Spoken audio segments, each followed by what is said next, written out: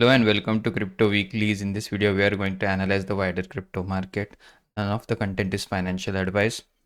Let's get started. Over the last 24 hours, the market has cooled off quite a bit, with major names such as Link, Optimism, Algo, and some of the other crypto just between 20 and 50 rank in terms of their market cap based ranking are down between 5 to 6% over the last 24 hours. Over the last 7 days, with an exception of Solana being an exception, most of the cryptos are either down between the range of 2% to 15%, as we see about Tezos. Most of the cryptos are down over the last 7 days. Or the last 30 days, there is a clear contrast where half of the cryptos are up, half of them are down. Again, as it relates to top cryptos by market cap, especially the older ones. The decent performers over the last 30 days, again, Link, Arbitrum, Sol, ETH, and ADA are holding much of the attention, whereas the cryptos which are down, they are down between 13% to about negative 1.5%, whereas the ones which are up between almost 40% between that, and again minimal gain between less than a percent and 40%. Over the last 90 days, though, the trend has been more of a bullish one, with ETH leading the rally by about 70%, Link just shy of 67%, and then Uni. Most of the ETH related plays are rallying right now. Again, Arbitrum also, you could argue, as it being the layer 2 on ETH.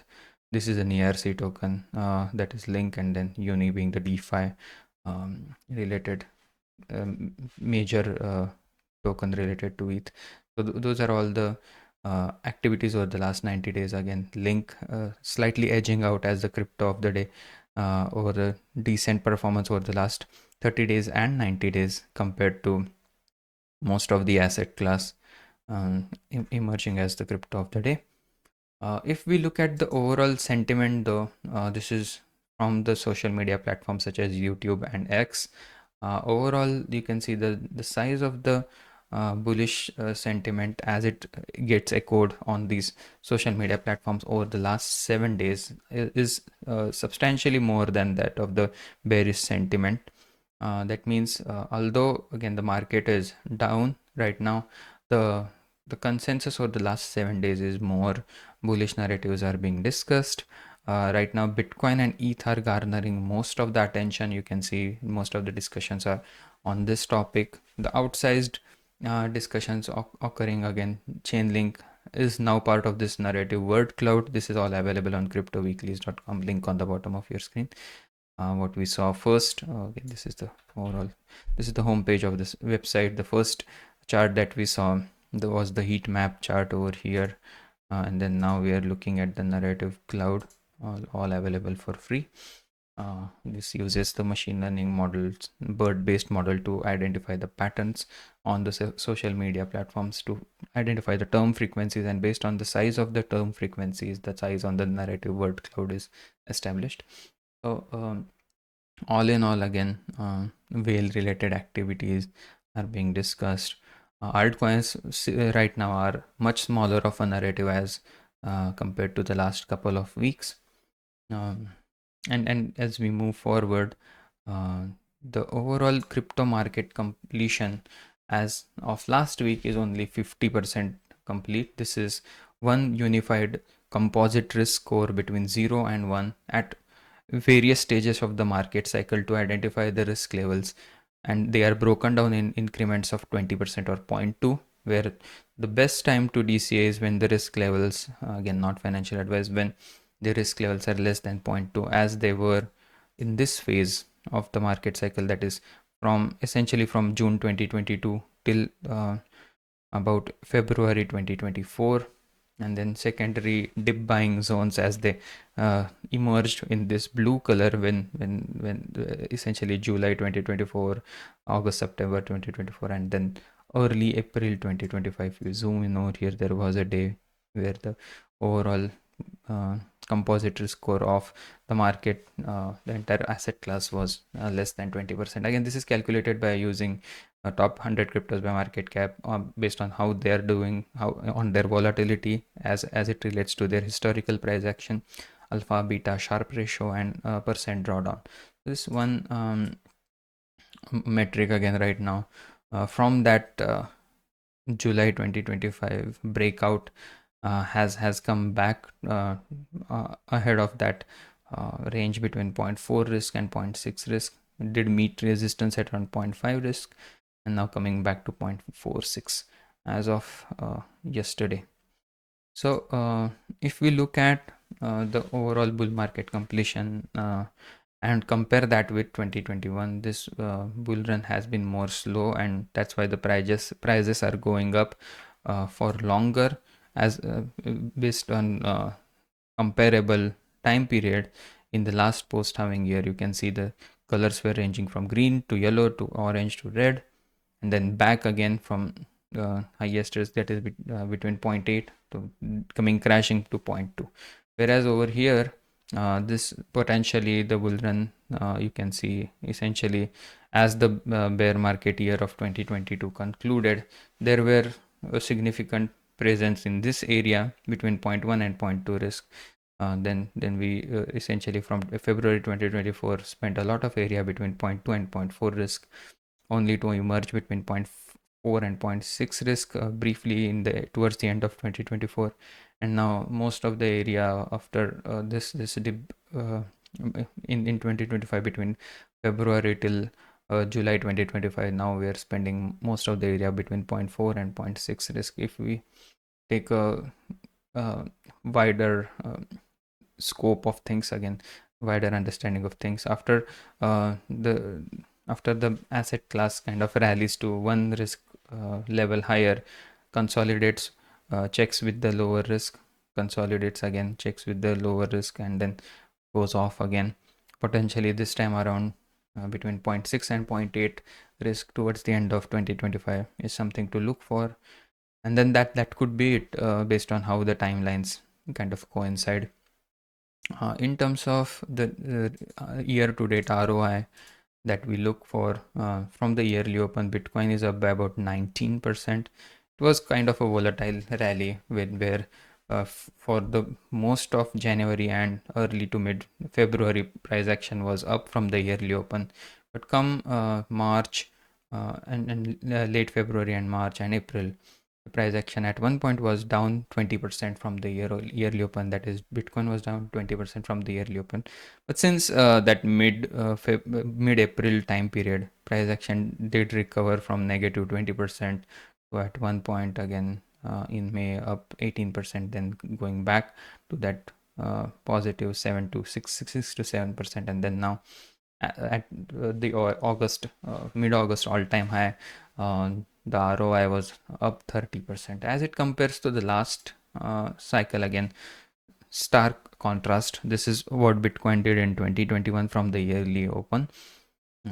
Right now we are again if you ignore this brief period where this green line was at a higher ROI than this blue or purple line, most of the time Bitcoin has spent at a ROI lower than the 2021 ROI from the yearly open. Again, only during the 2021 crashes have been the 2025 ROI higher than 2021 ROI.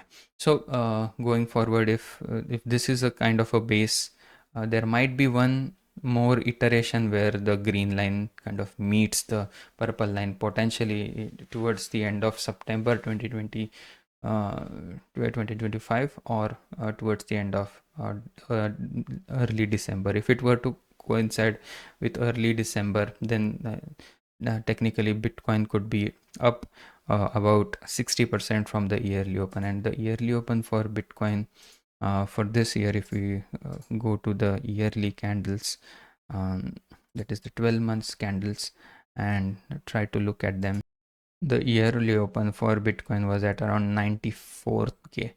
So that's where the price action, again, if you look at daily level as well, you would find that around that December 31st to January 1st time period, that's where the price action for Bitcoin could be over here somewhere. Let's check. So this is the December 31st. If we zoom it in a little more for clarity.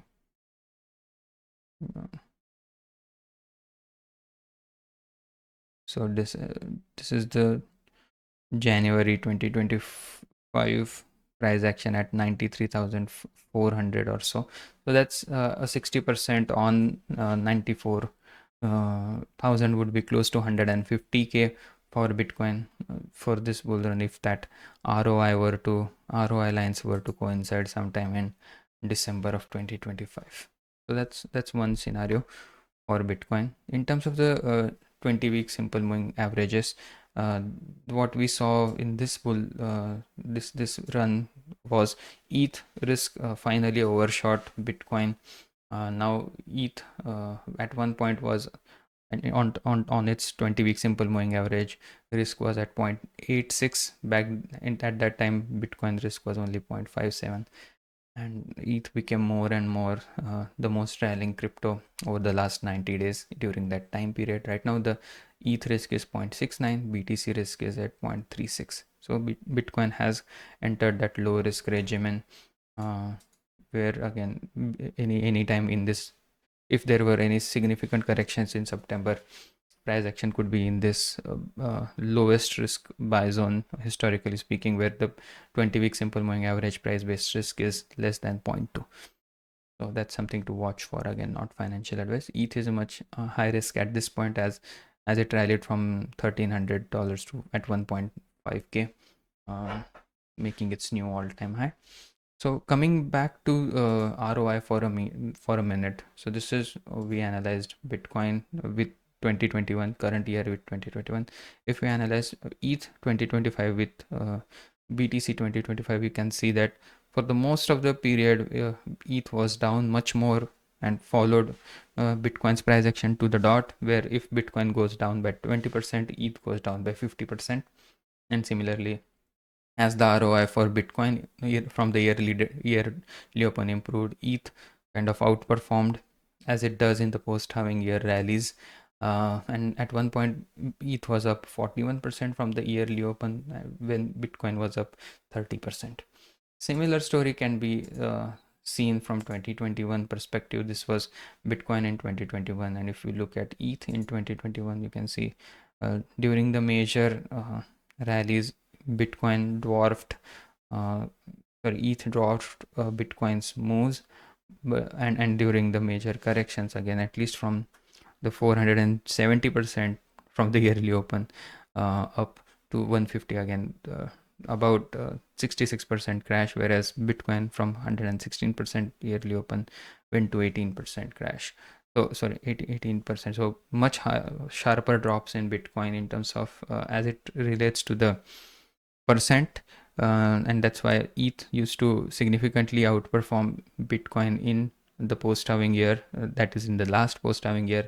This kind of has not happened yet for ETH. That is again, even though in 2025 ETH outperformed for quite a smaller time period, that is in starting August of 2025, it has not had a pullback where it outperforms Bitcoin in a pullback like it did in 2021, at least this far. So over the last 24 hours, this news related to crypto markets as they relate to if they are bullish, bearish, or neutral per the machine learning based classification, most of them are either bullish or neutral. Overall sentiment score is at 53. That means it's not that bullish right now or that bearish as it relates to the social sentiment score over the last 24 hours. What remains to be seen is, again, as the bull market kind of concludes, how high can Bitcoin go. Again, per this model, again 280k, that is the outlandish prediction if the risk levels were to kind of adjust to that 0.95 risk. But again, that is just because the regression based risk is at 0.08, as Bitcoin's price action is in this in the fair value is in at around 155k. But if there is a sustained zone where the price action does not get close to this pink line, that could mean that again the fair value could go down with time instead of up with time, as it had been doing for a lot of its time. There are some cases where the fair value again goes in a parabolic motion, only to then that angle becoming more and more flatter. So for example, over here for 3 to 4 years from here, the fair value could be close to 180 to 200k. So if that kind of negative price action was ahead of us, the area of support to look for is at around 99k. That's the green line, one standard deviation residual drawn from the fair value. That is, at this point, that line is more important than the pink line over here. If Bitcoin were to stay above this line, that would signal that there is still some momentum left in the rally. And with that, I would like to conclude. Hope you enjoyed the content. If you did, please give us a like and subscribe, and hope to see you again tomorrow. Thank you and have a nice day. Bye bye.